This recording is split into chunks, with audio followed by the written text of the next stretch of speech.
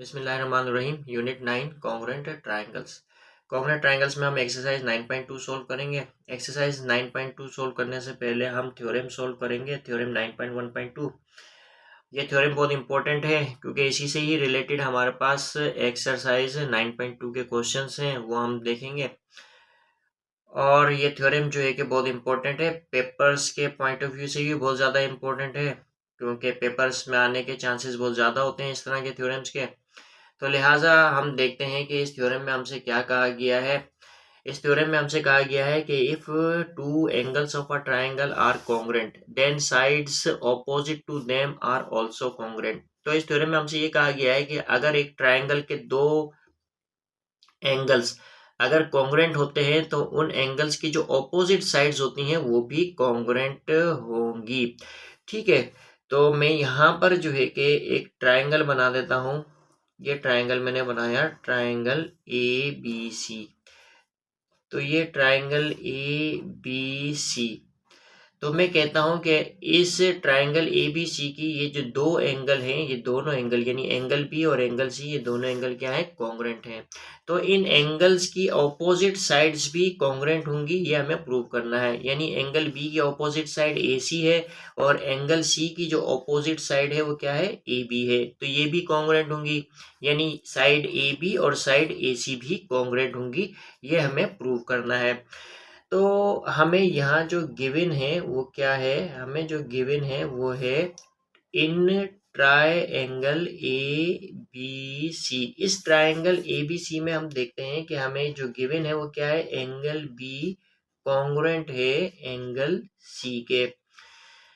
अब हमें जो प्रूव करना है वो क्या है कि इन्हीं दोनों एंगल्स की जो ऑपोजिट साइड्स हैं, प्रूफ क्या प्रूव करना है कि इन्हीं दोनों एंगल्स की यानी एंगल बी की अपोजिट साइड ए सी और एंगल सी की अपोजिट साइड ए बी, ये भी जो है दोनों क्या होंगी, कॉन्ग्रुएंट होंगी, ये हमें प्रूव करना है। यानी कि ए बी कॉन्ग्रुएंट है ए सी के, ये हमें प्रूव करना है। अब ए बी और ए सी इन दोनों को कॉन्ग्रुएंट प्रूव करने के लिए हमें यहाँ कंस्ट्रक्शन करनी पड़ेगी इस ट्रायंगल में। तो हम यहाँ पे कंस्ट्रक्शन करते हैं, तो हम लिखेंगे यहाँ पे कंस्ट्रक्शन। तो कंस्ट्रक्शन में हम क्या करते हैं, हम जो है कि ये जो एंगल ए है, इस एंगल ए का बाइसेक्टर हम ड्रॉ करते हैं। यानी एंगल ए से ये बाइसेक्टर ड्रॉ किया टू साइड बी सी तक, हमने जो है कि एक बाइसेक्टर ड्रॉ किया इस एंगल ए का, जिस बाइसेक्टर को हम क्या कहते हैं, ए डी। ये एडी जो है कि वो एंगल ए का बाइसेक्टर है। अब इस एंगल ए का ये एडी बाइसेक्टर है, तो इसका मतलब ये है कि इस एंगल ए को इसने दो इक्वल पार्ट्स में डिवाइड किया। एक ये वाला एंगल है और एक ये वाला एंगल है, और ये दोनों एंगल जो है कि वो क्या है, कॉन्ग्रुएंट होंगे। क्यों कॉन्ग्रुएंट होंगे, क्योंकि ये एडी जो है कि वो इस एंगल का बाइसेक्टर है, यानी इक्वल पार्ट्स में डिवाइड किया है। तो एंगल 1 और एंगल 2 ये दोनों एंगल क्या होंगे, इक्वल होंगे। तो हम यहाँ पर देखते हैं कि ये हमने क्या किया, यहाँ पर हमने ड्रॉ किया, हमने ड्रॉ एडी। ये एडी क्या है, बाइसेक्टर है। एडी द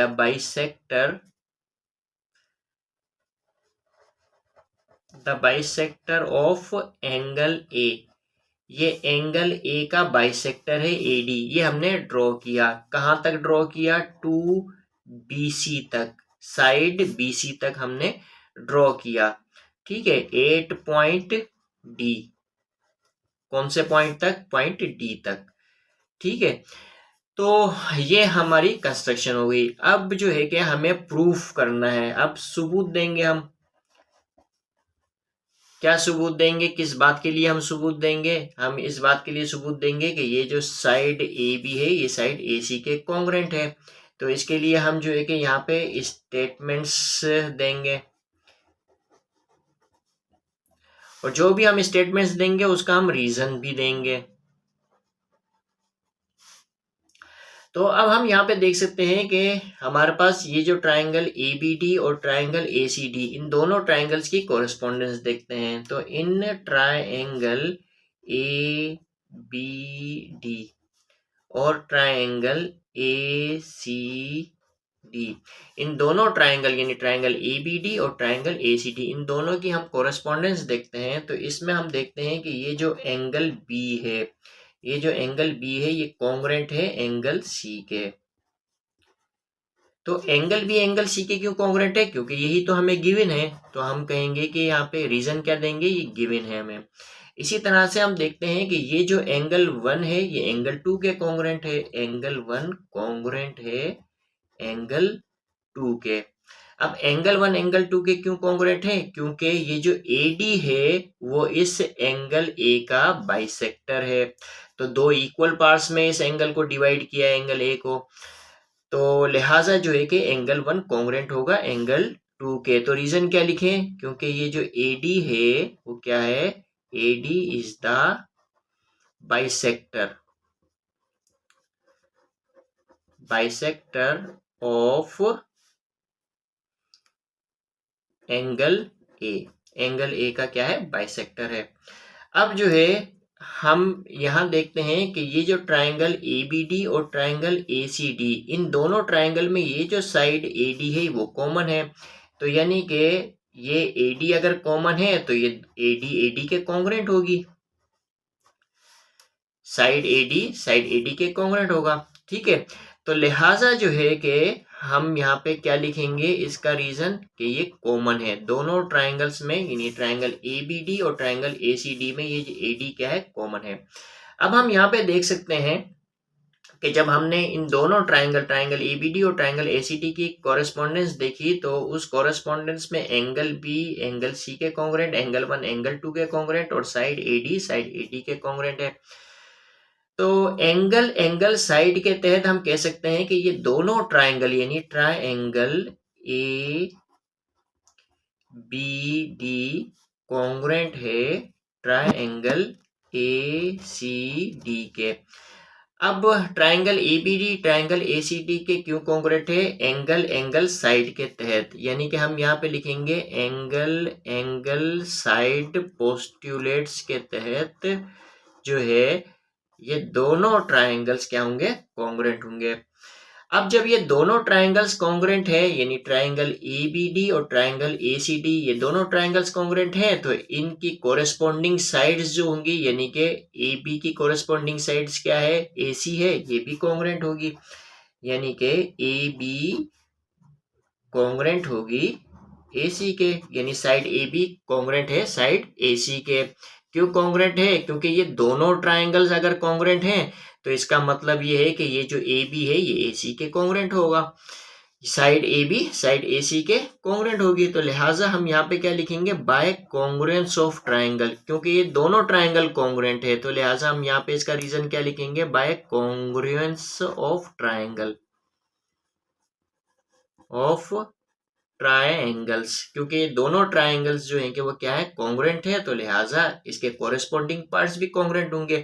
और यही हमें प्रूव करना था कि AB कॉन्ग्रुएंट है AC के, और हमने प्रूव कर लिया। 2 है, क्वेश्चन नंबर 2 है, हमसे कहा गया है कि if the bisector of an angle of a triangle is perpendicular to its opposite side then the triangle is an isosceles triangle. तो इस क्वेश्चन में हमसे क्या कहा गया है, इस क्वेश्चन में हमसे ये कहा गया है कि अगर ट्राइंगल के किसी एंगल का जो बाइसेक्टर है वो उस एंगल के अपोजिट साइड के परपेंडिकुलर है तो वो ट्राइंगल क्या होगा, एक आइसोसेलेस ट्राइंगल होगा।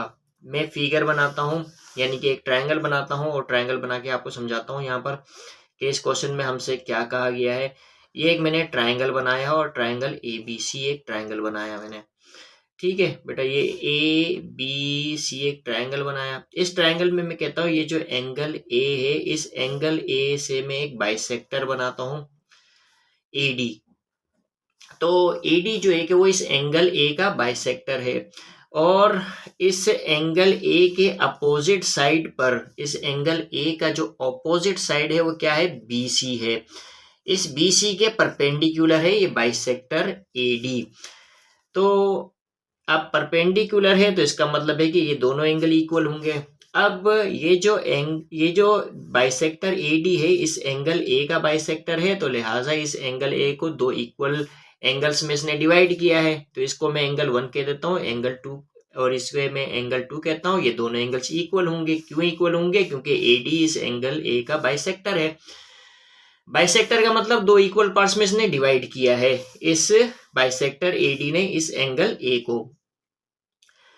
अच्छा, अब चूंकि एंगल ए के अपोजिट साइड बी सी के परपेंडिकुलर है ये बाइसेक्टर एडी, तो लिहाजा ये एंगल भी 90 डिग्री का होगा, ये एंगल भी 90 डिग्री का होगा, यानी दोनों राइट एंगल्स होंगे, तो दोनों इक्वल होंगे।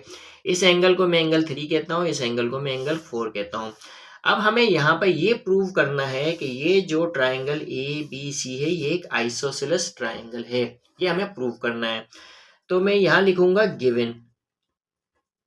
तो हमें क्या गिवन है? हमें गिवन है इन ट्राइंगल ABC में हमें जो गिवन है वो है bisector AD is the bisector of angle A। AD जो है कि इस एंगल A का बाइसेक्टर है, ये हमें गिवन है। और हमसे आगे क्या कहा गया है कि ये जो बाइसेक्टर AD है ये परपेंडिकुलर है इस एंगल A के अपोजिट साइड। इस एंगल A का अपोजिट साइड क्या है? BC है, इसके परपेंडिकुलर है, ये हमें गिवन है। और हमें प्रूव क्या करना है? यहाँ पर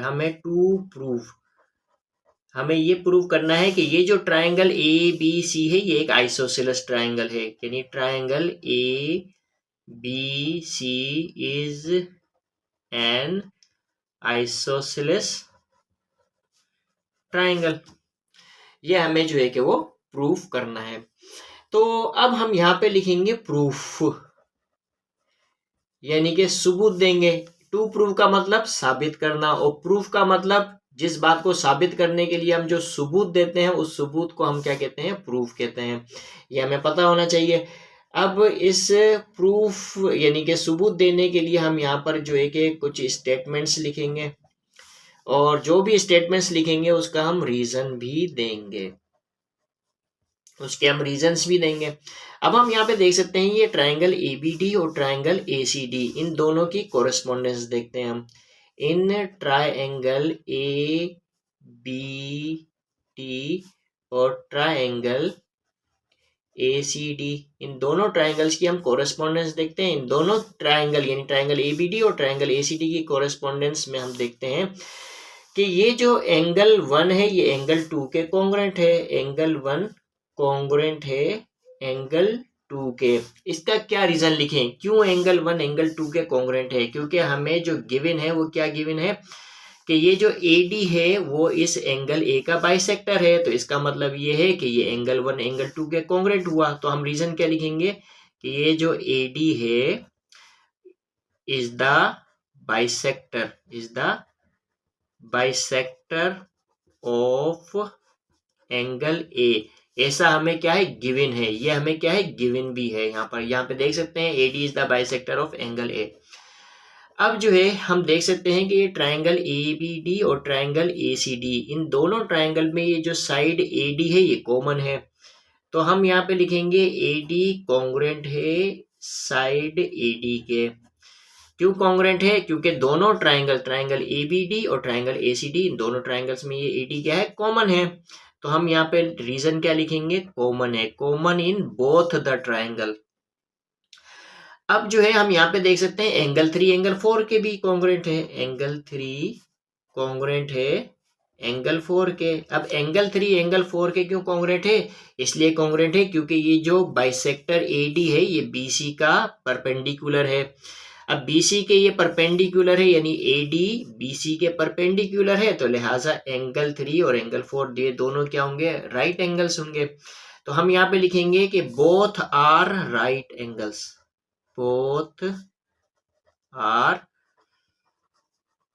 राइट एंगल्स, दोनों क्या है? राइट एंगल्स हैं। अब हम यहाँ पे देख सकते हैं कि एंगल साइड एंगल, तो एंगल साइड एंगल की बेस पर हम कह सकते हैं कि ये जो ट्राइंगल ABD है ट्राइंगल ACD के कॉन्ग्रुएंट होगा।